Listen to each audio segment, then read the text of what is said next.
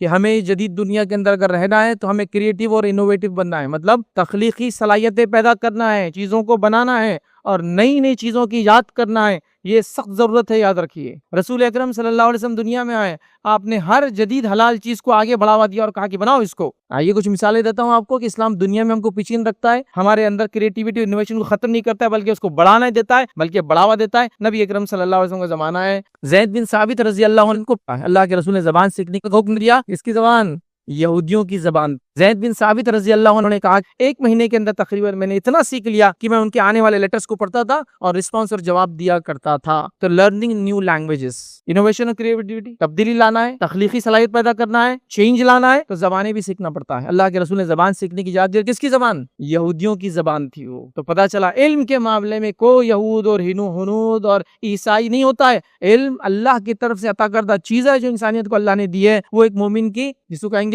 گمی ہوئی ملکیت، ایک طرح سے جہاں بھی ملیں گا اس کو لیں گا اچھی چیزوں کو، اچھا علم. آئیے دوسری مثال، نبی اکرم صلی اللہ علیہ وسلم کے پاس صحابیہ اور اللہ کے رسول، جب ہم لیٹرز لکھتے ہیں شاہان کو، بادشاہوں کو، تو یہ بادشاہ جب تک خطوط کو نہیں پڑھتے جب تک اس پہ سیل نہ ہو، کہ آپ کے لیے ایک سیل بنا دی جائے. اللہ کے رسول صلی اللہ علیہ وسلم کہاں سیل بنا دی جائے. اللہ کے رسول صلی اللہ علیہ وسلم کے لیے چاندی کی انگوٹھی بنائی گئی جس کے اندر ایک کالا حبشی نگینہ تھا اور اس نگینے پہ لکھا ہوا تھا محمد رسول اللہ.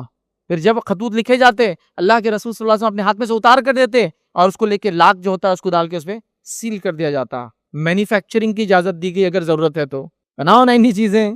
ضرورت انگوٹھی کی بنائی گئی، مطلب اجازت ہے کہ آپ کو نئے کام کرنے کی.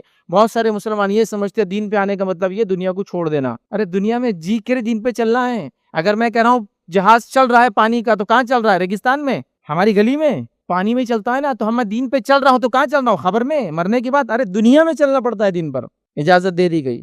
نبی اکرم صلی اللہ علیہ وسلم مدینہ آئے، صحابہ نئے نئے ایمان والے تھے. آپ نے دیکھا کہ جھاڑ پہ کچھ نقاشیاں بناتے ہیں، گرافٹی کرتے ہیں، کچھ چیزیں لکھتے اور بناتے، کچھ عجیب نقشے. تو آپ صلی اللہ علیہ وسلم نے کہا کہ مت بنایا کرو. اس سال فصل کم ہوئی. لوگوں نے کہا اللہ کے رسول، وہ آپ نے جو منع کر دیا نا بنانے سے، ایکچولی وہ انسیکٹ اس سے اٹریکٹ ہوتے تھے، کیڑے مکوڑے اس سے رغبت پاتے تھے اور اس سے پولینیشن ہوتا تھا. مذکر جھاڑ سے مؤنث پہ بیج جاتا تھا. میل اور فیمیل ہوتے ٹریز کے اندر، تو جو کھجور کے جھاڑ مذکر اور مؤنث تھے وہ ایک دوسرے سے پولینیٹ کرتے تھے، تو کھجوریں زیادہ ہوتی تھی. وہ آپ نے اجازت نہیں دی تو یہ آج سال فصل نہیں. تو چونکہ نئے تھے صحابہ، اللہ کے رسول کو لگا شاید یہ کچھ عقیدے سے بناتے تو آپ نے منع کیا. اس روایت آپ نے فرمایا جو دنیا کا معاملہ ہے تم مجھ سے بہتر جانتے ہو، جب دین میں کچھ بات کہوں تو مجھ سے لے لیا کرو. مطلب یہ کہ آپ دنیا کے معاملے تمہارے حوالے جو کرنا ہے اس میں اچھا کرو، دین کا معاملہ جب دوں میں سے مجھ سے لے لیا کرو. تو آپ کو اجازت دے دی کہ ایگریکلچر کے اندر انوویشن، ٹیکنالوجی اور چیزوں کو استعمال کرنے کی نبی اکرم صلی اللہ علیہ وسلم کی اجازت ہے، میری اور آپ کی نہیں. یاد رکھیں.